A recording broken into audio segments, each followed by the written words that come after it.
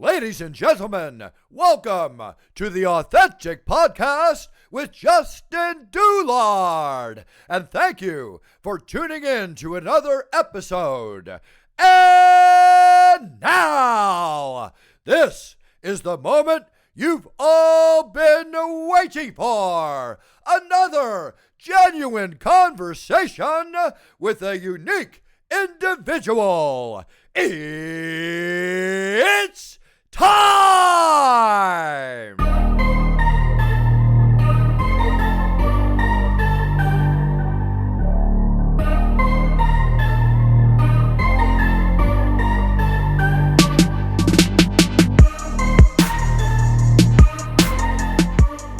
All right, ladies and gentlemen, welcome back to the Authentic Podcast. I got Mr. Smiling Sam Alvey with me, a current light heavyweight fighter in the UFC.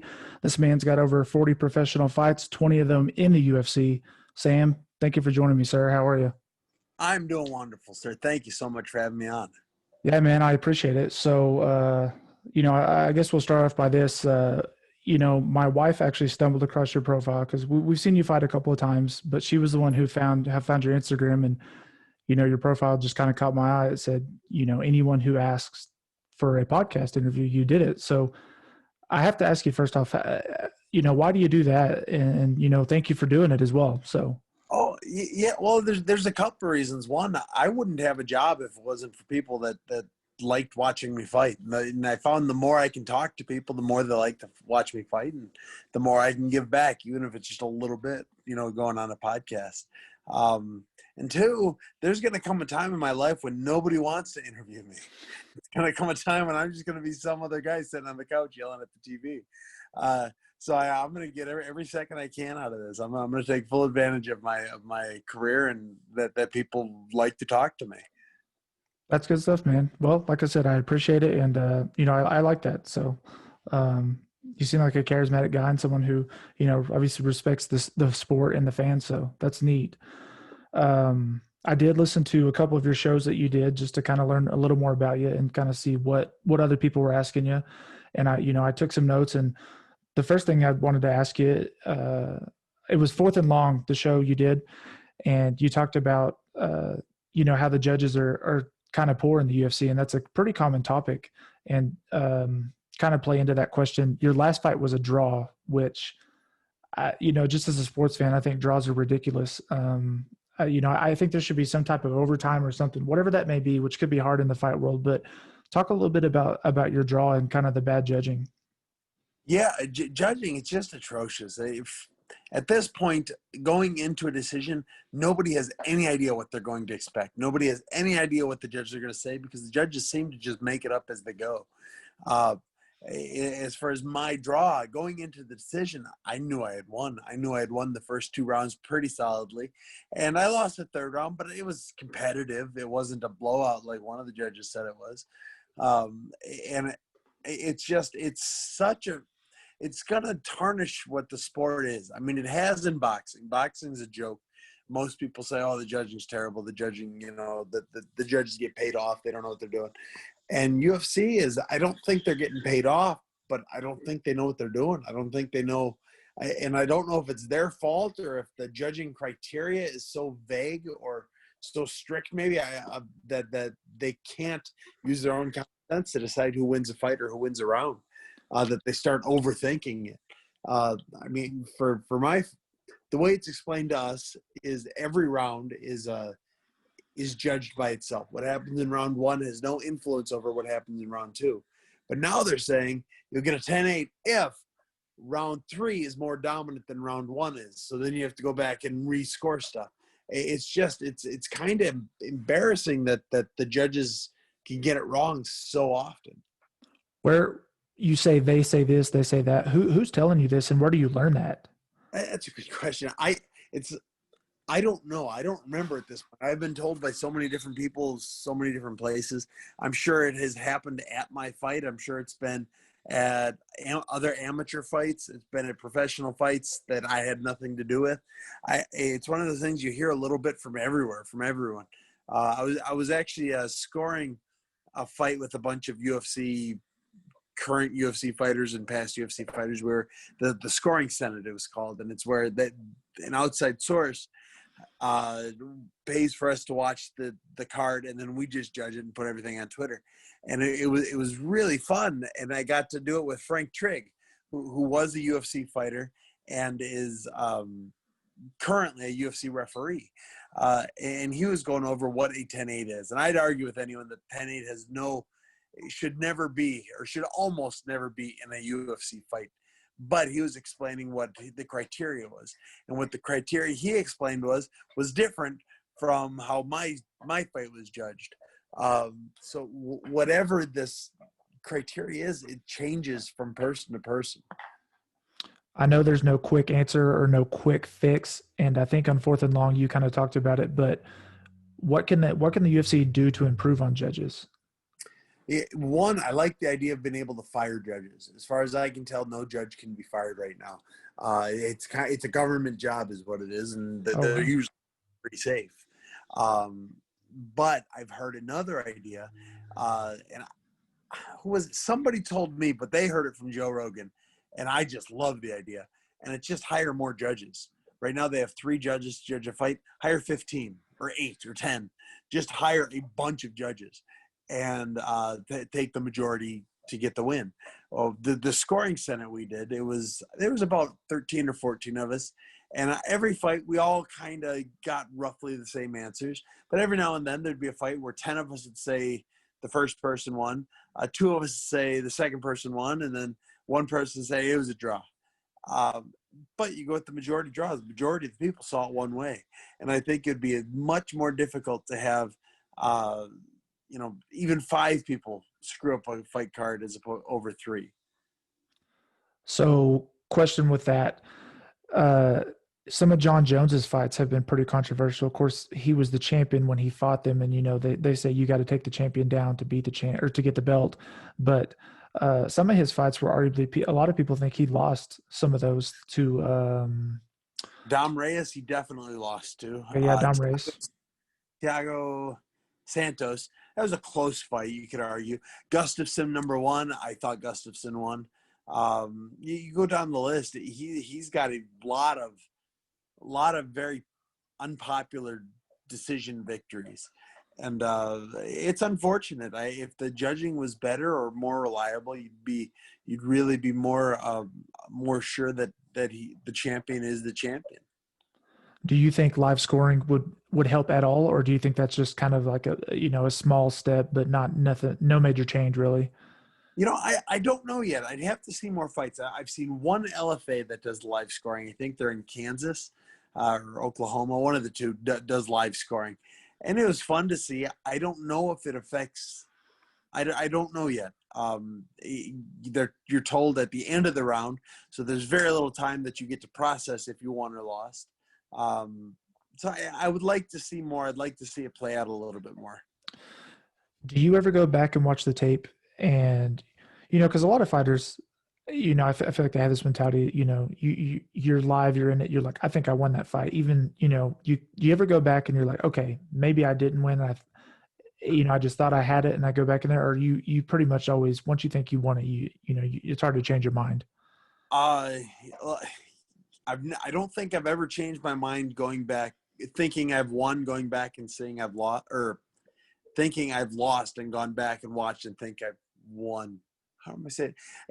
So try 2 fights ago, I fought Ryan Spann in the octagon. I thought, you know what, that was a close fight. That was, man, a split decision loss. That was close.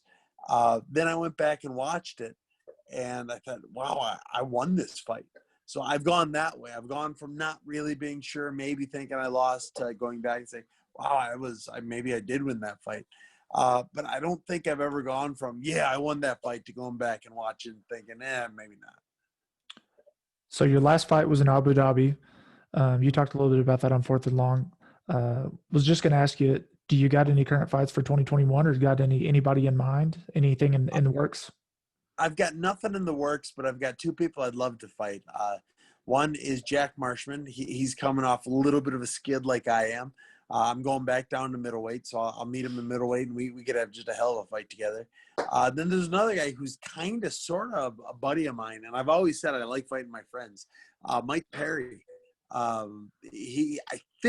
heard rumor that he's going up to 85, and I'm going down to 85, and he's coming off 2-fight loss. I'm coming off coming off a draw.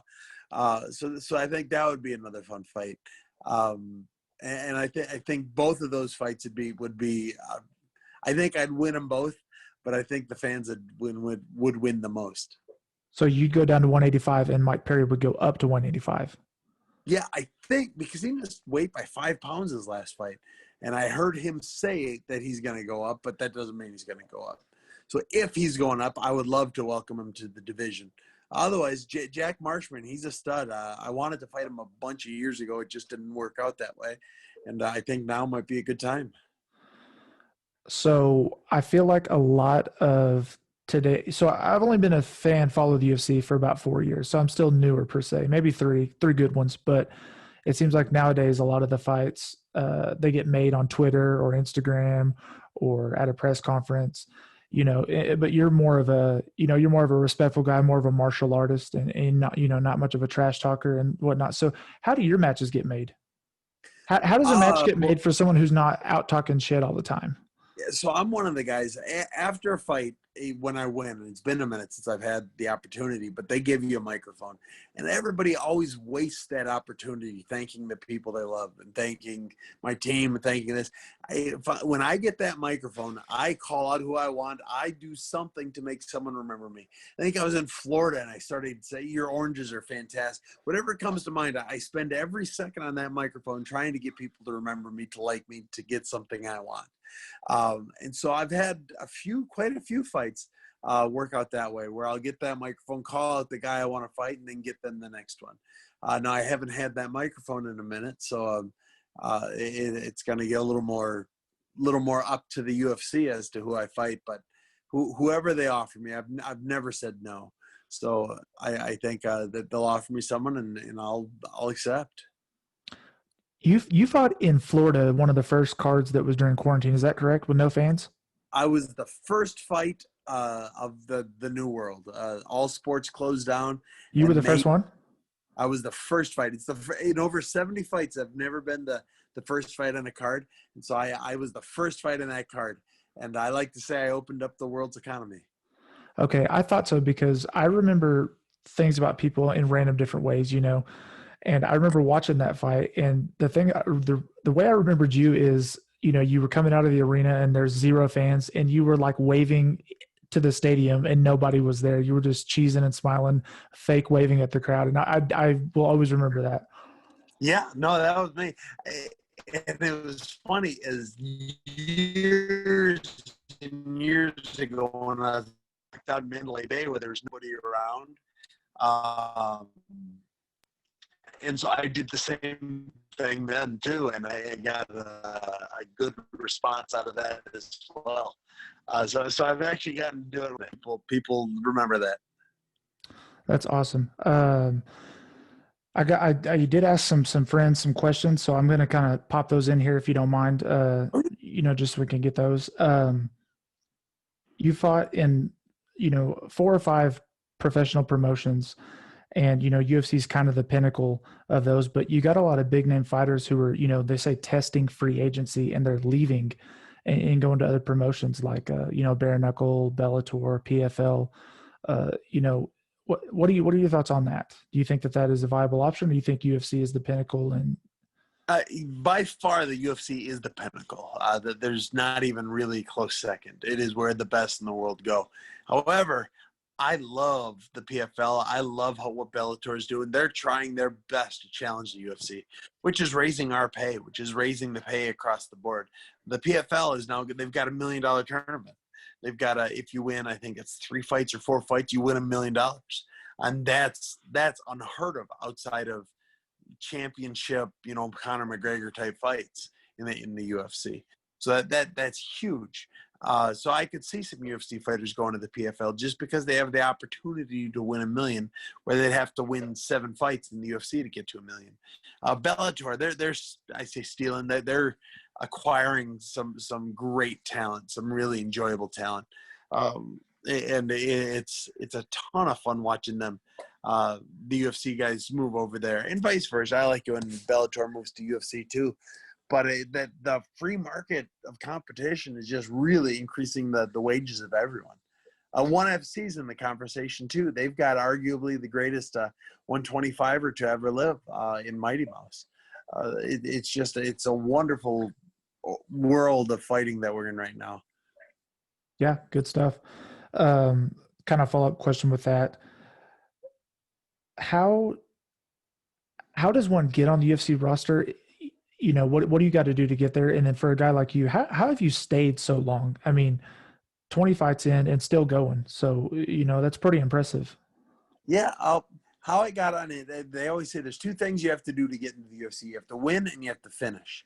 If you can do those 2 things, the UFC will look at you. And I always had a good time doing that. I won a lot of fights. I think it was 21 wins and 3 or 4 losses when I finally got in. So I had a lot of them. And then I had a lot of finishes. I'm just about to get my 20th knockout, and I've got 3 or 4 submissions, and I've got some pretty dominant performances in there. So those are the 2 big ones. As far as staying, I've got entertaining fights. I every now and then, you know, the Elias Theodorou one pops out where I'll have just a boring fight, but everyone does. Most of my fights are entertaining, but then I do go that extra way. Like you were saying, you remember me waving to fans that weren't there. That's something people like that. And I love it too. It's goofy. It's who I am, but people remember that, that there are some fighters in the UFC that have close to as many fights as me, but are not as memorable. Just I'm a big, kind of chubby, ginger redhead who smiles a lot. I stand out a bit. I think that's helped. How long do you think you plan on staying in the UFC? Like, you know, if it was up to you, you know, you got 3 more years, 4 more years. If it's up to me, I'll have 10 more years in the UFC. 10? I'm yeah. My head coach Dan Henderson fought in the UFC till he was 45, I believe, or 44. Mm-hmm. So I'd like to be 45 in a day. I would let that. That's when I'd like to retire. I love what I do. I love who I do it with. And it pays well. I get to. I always say that the best thing about being a fighter is I never have to wear shoes. I am barefoot 98% of the day, every day. Yeah, I remember hearing that on, I think, the Fourth and Long show when you said, you know, you no shoes at the house, then you'll put on some slides to get to the gym and just take them right off. So, yeah, I've got slippers that I wear from my door to the truck, and then I take them off as I drive, and then I take them from the truck to the gym, and then I take them off when I'm in the gym. And it's just the greatest freedom in the world that I can do that. And the older I get, the more I realize that there aren't many of us that can do that. Yeah, absolutely, man. So you seem to appreciate the sport and fighting and, you know, being able to do it for a profession. What would you say is the greatest lesson that you have learned from fighting? This was another question I had. Ooh, the greatest lesson that I've learned from fighting. The fans only like you as much as your last fight. So that they'll turn on you quick. You'll get the diehard ones that love you from the beginning, and they do, but you'll go from, oh my God, you're great, Sam, to, oh my God, you're the worst thing that's ever been, real quick. And it's as long as they're talking about you, it's good. So, you know, there's no bad news, or what's the saying? Any news is good news. And it's, as long as they're talking about you, it's great. But the sport is really a lot of fans will love you as you're winning. Yeah, they always have that famous quote. So, you know, what have you done for me lately? Yes, in the sport. Yeah. So that's it. Let's see. Okay, got a big one coming up for the light heavyweight belt. Izzy versus Jan. You got any predictions on that? Yeah, I'm taking Izzy. Normally, I would have taken Jones if it was still Jones, but I'm going to take Izzy. Jan is great. He's very talented. He hits really hard, and he's bigger than Izzy, but he's kind of slow. He kind of tires out in the later rounds. His striking is a little predictable, And Izzy's fast. He's not. I don't think he's as fast as Anderson Silva was, but he's quicker than most of the roster is right now. And I think he's gonna. I think he's gonna find his shots and beat. Yeah, maybe even finish in the later rounds. Did his performance against Paulo Costa surprise you, or did you see that one coming?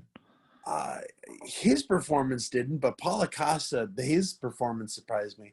All these guys, you have Romero followed by Acosta, that are just world beaters, and then they come out and they stand it and stare at him. So, well, you're going to get beat if you stand and stare at him. So it was what, the second round he was finished in, or the third round. I spent the whole fight trying to figure out what Costa's plan was, and I still don't know what his plan was. Yeah, I mean, this is obviously easy for me to say as I'm, a couch quarterback here, but I thought it was disappointing as well in Costa and Yoel Romero because, like you said, they just they look like Tarzan, but they kind of showed up like Jane against Izzy. So yeah, it was really a weird fight. Let's see. Would you say so? You've been in 20 fights UFC, over 40 professional. Was it over 40 or 49 professional fights? Gosh, it's shoot. What am I? 33, 14, and 3, whatever that is. And then I've got 7 professional Muay Thai fights as well. Oh, okay. So, a lot. Would you say your training regimen is the physical part of it harder or the mental part of it harder? The physical part's far harder. I might be rare in that I never had that physical thing with me with fighting. For me, it was always just a fight. I didn't mean to be a fighter. I meant to go out there and have a good time, and then they just kept paying me, and then the UFC's in there paying me. It was always just a good time for me. It's still a great time. I love doing it, so I never get nervous before a fight. I never get the jitters. I never really get any of that. I just kind of go out there and perform like I know I can.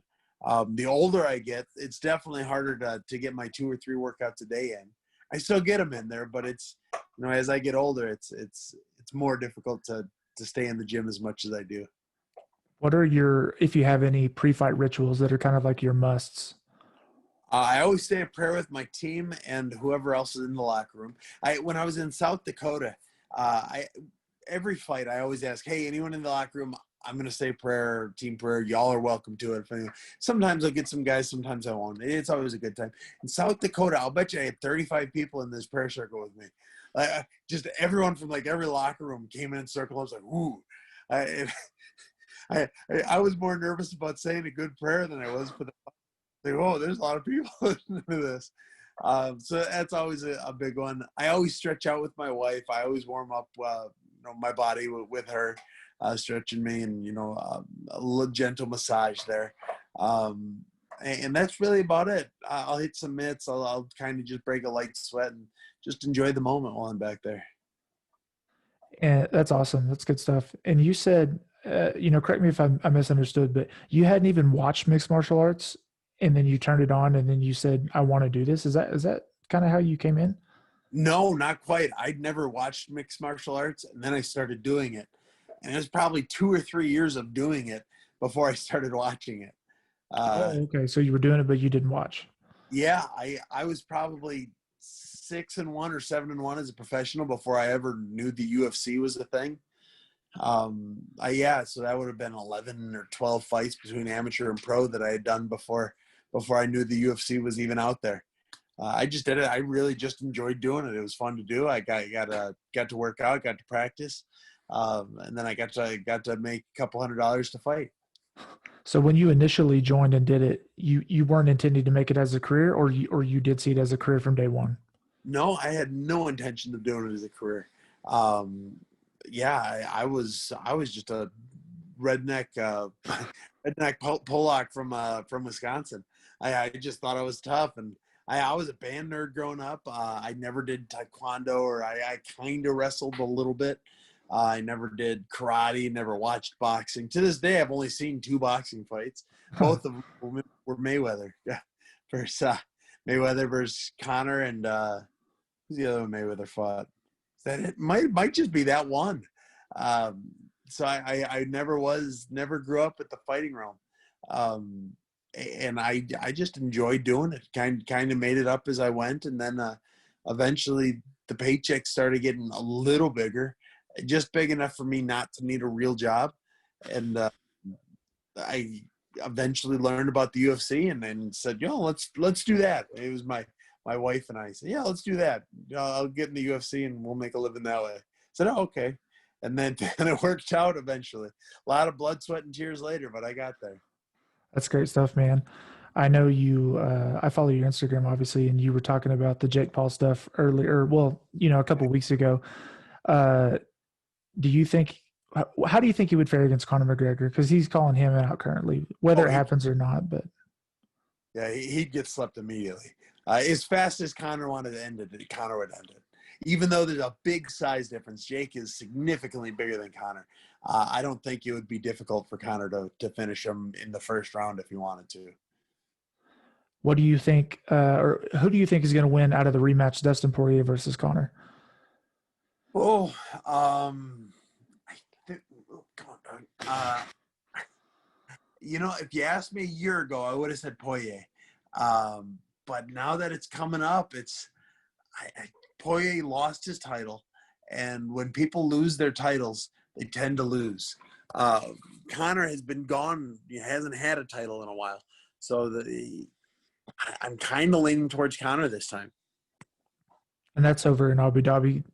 Did you enjoy your time in Abu Dhabi? I know you kind of said that you're in quarantine, so you didn't get to do a lot, but Yeah, it was a lot of fun. It was a beautiful place. It was a beautiful beach. The UFC spared no expense making us as comfortable as possible. And it really was a good time over there. How was that flight, man? What was it, 14, 15 hours? Yeah, but the UFC put us up first class. So we got to lay down, stretch out, watch TV.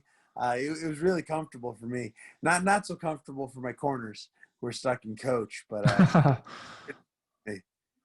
yeah, I've taken I think the longest flight I took was 13 hours from Georgia to Ireland, and that's brutal. I was in coach too, so I was like your corners. So let's see. A couple flights to New Zealand and Australia, so I've had a couple long flights where I was flying coach, and I may never go back. First class is something else. Yeah, for sure. Let's see. Okay, another couple of good questions. You can fight anyone from history. Who is it and why? It's kind of I don't know if you're a Fight Club guy. It sounds like a Fight Club question. Yeah. Who would it be? I always wanted to fight Michael Bisping. It's recent history. I was always an admirer of his fighting style. He and I are completely different, but I've always wanted to fight him. And then he retired. He retired after his title run. But I would have liked to have fought him. Man, I love Michael Bisping. He is so funny. Cracks me up. Oh, he's just wonderful. So, how is your cut to from light heavyweight to 185? Is that pretty tough on you, or? Yeah, I walk around 220, 230, somewhere in there. During camp, I'll diet back down. And then the week of, it's usually between 15 and 20 pounds.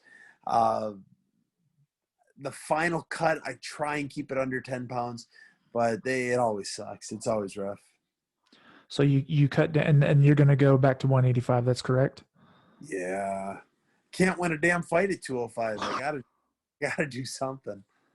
What do you think has been? You said you're kind of on a skid. I think it was 4, and then you had the draw, or maybe a win, but they gave you a draw, the bad judges. So, have you changed anything up, or was the big thing I'm going to change is I'm going to go back down to 185. I don't know what I have to do to win. I won this last fight, and the best they could do is give me a draw.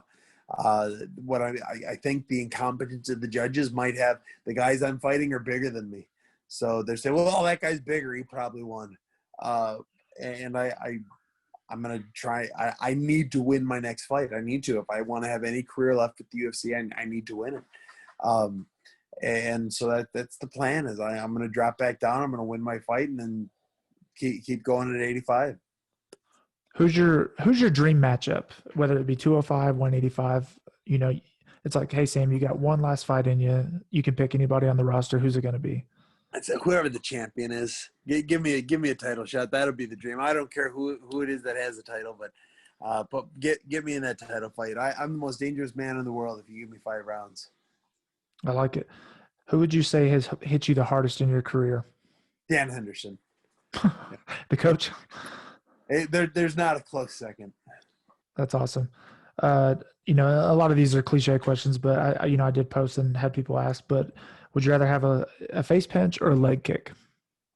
Would Which I is rather punched in the face or kicked in the leg? which is worse, a punch to the face or a good leg kick?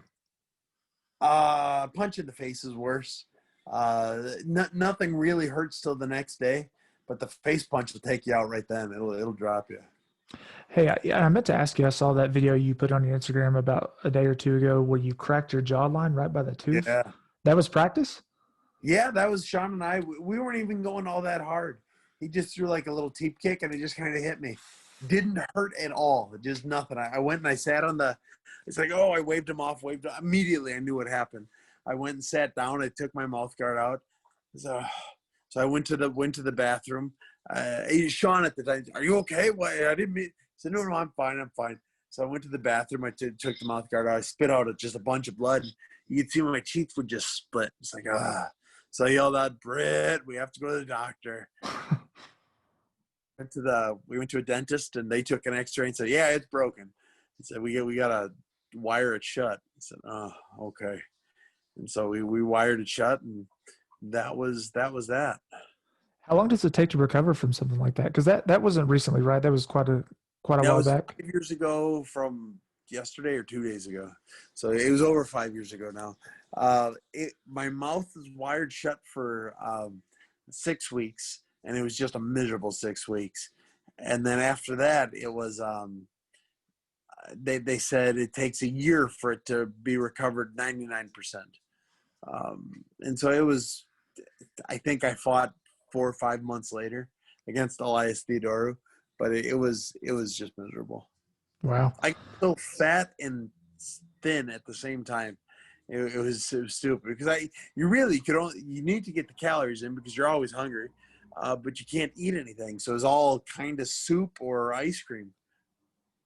Yeah, that's rough, man. Good question here. Would you ever consider going to the WWE if it made you more or quite a bit more money than the UFC? I would go to the WWE if I made less money. Nice. That would be my dream. That's what got me into fighting to begin with. I never watched fighting, but I loved the WWE. Loved it. Oh, man, that's what got me working out in the beginning. I used to do push-ups during the commercial break, and I could do 5 push-ups. And then I could do 7 push-ups. Then I could do 20 push-ups. Then I could do 150 push-ups. And it was just push-ups. And I did it in the commercial breaks. My buddies and I, we all wrestled in the backyard, and we just had so much fun at that. I would. It is a dream of mine to make it to WWE. Are you going to try and reach out to him? I mean, you tried out for American Idol, so. Not American Idol. The Voice. The Voice. My bad. I will reach out to him. I got to win a fight again first. Yeah, that's funny. Well, good luck, man. That's I didn't know you were such a big fan. That's a good question. I'm glad that got asked. So, I think this is the last one I had. Who is a woman you would not want to fight? Cyborg. Oh, yeah, good answer. Oh my goodness. It's either Cyborg or my wife. I'd lose to both of them. Yeah. That's good stuff. Let me see. Oh yeah, and I did want to touch on that. The Voice. I saw you said you're a big '90s country fan, and you sang some Garth Brooks on The Voice. Were you being serious with that, or was that just kind of a fun bucket list? Oh no, I tried out. I think this is the second time. I am great at karaoke. Oh, you really? I'm nowhere near good enough to be a professional singer, but I've got the UFC behind my name. Sometimes that's enough to get you on the door, get me on TV. So are you going to give it another try? Every chance I can try out. You know what? I've tried out 3 times actually. I went 1 time in person and then 2 times over the internet. And all 3 times they said, nope, not today. So okay, maybe tomorrow. Are you an American Idol fan, or have you ever watched American Idol? Or? I loved American Idol. I was crazy about it growing up. My mom and I, we'd always watch it. And I haven't watched it in a few years, but we used to watch it just religiously. Do you know Carrie Underwood? No, I don't know. I know of her. Well, know of her. Yeah, she went to my college. So, Oh yeah, yeah, she's like younger or older than you? a little bit older. Okay. Yeah, I'm 30. I think she's probably like 35, 36, maybe a little older, but 5 to 6 years older. But yeah, I'm from a small town in Oklahoma, and she's also from a small town about 30 minutes away. So Okay. Oh, that's cool. yeah, I vaguely remember her, living in my hometown, and when she tried out for that, and then obviously, blew up to what she is now. So Yeah, yeah. Oh, that's cool. She's about the greatest female singer of all times. yeah, my wife is a huge fan, so we've been to her concert, and yeah, big fan. But um, got one or two more questions. I'll let you go. I appreciate your time. We're about up, but I did want to touch on kind of your family history and what you're doing with being a foster parent and just a dad in general, because I noticed you said that was a big part of your life. Maybe how you got into that or why you're so passionate about being a foster parent. Yeah, well, so I've been a foster parent now for one kid, and we're within a month of adopting her, and it has been an incredibly difficult journey getting here, but we're here, and I couldn't be happier. I've had this beautiful little. This is the thing, I can't say much about my foster child because I signed a bunch of it's. They say it's not my story to tell. It's the child's. But you'll see photos. We'll put photos of her online, and we'll always have a little sticker over her face or something like that because we're not allowed to show photos of her until she's legally in Alvey, which should be about this time next month. And it was just an amazing thing that we got into. We were trying to adopt a child from Africa, and we got about $20,000 deep into that, and then it didn't happen, and we weren't. Yeah, I think the government shut it down, or the little girl we were trying to adopt wasn't actually adoptable. It was not quite a scam, but we didn't get any of our money back. Yeah. But while we were doing that, a little girl from down the street who was a foster family was being taken from her. I can't say a lot about stuff. She was being moved, and she was kind of friends with my older little ones, and she the day she was leaving, she said, "Oh, you should adopt me. You could," and it just broke our heart. And says, "Well, we're this far into adoption. Why don't we switch focus to foster, and maybe little person from up the street can come closer into her home again." And so we got into foster, and it was 5 or 6 months of classes and learning and this and that about the foster system. And as soon as we got licensed to foster, the first little one to get dropped off was our little one, and we've had her for her whole life, and we're about less than a month away from her making her an official legal Alvey. That's great, man. Yeah, I totally get the gist of it and the due process of adoption because it's really important, and you don't want to just do that handoff to anybody who fills out an application. But I don't think you should have to pay $20,000, much less pay $20,000 and then it not go through. I think that is discouraging for a lot of people. I feel like if it was as less of a financial burden, we may have some more people adopting. But I guess Yeah, it was partially because we were going through Ghana. Is the country we're trying to do, and we got into it, and then towards the end of it, the government of Ghana shut everything down, and there was like nothing we could do about it because it was the actual I don't know, the king or president or parliament, whatever they have, they just shut it down, and so well, damn, Yeah, I didn't know that was a possibility.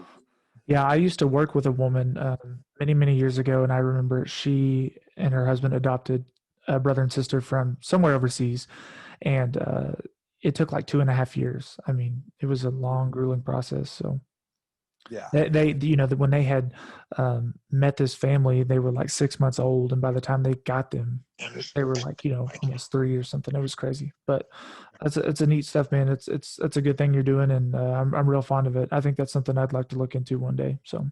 you should. That there are these kids, especially now with COVID and everything. The system is being forgotten about far more than it should be, and there are a lot of good kids that need a chance. Yeah, I've always had a soft spot for that because I kind of grew up around it. My grandma used to foster kids a lot, and so I would play with those kids, and I didn't know at the time. I just thought they were friends of ours, but as I Yeah. got older, I understood. And then my mom is a social worker, so always kind of been familiar with the things like that. So, Yeah. but yeah, man, that's great stuff.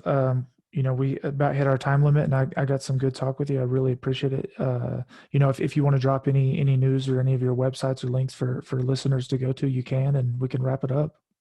Yeah, well, I've got two websites. There's smileandsam.com and then there's smilemma.com. And if I've got some merchandise, some shirts and all that, y'all can look at. I've even got now masks with a big smile on it that you could look at. Otherwise, hit me up on my social media, Instagram, Twitter, TikTok. I love TikTok.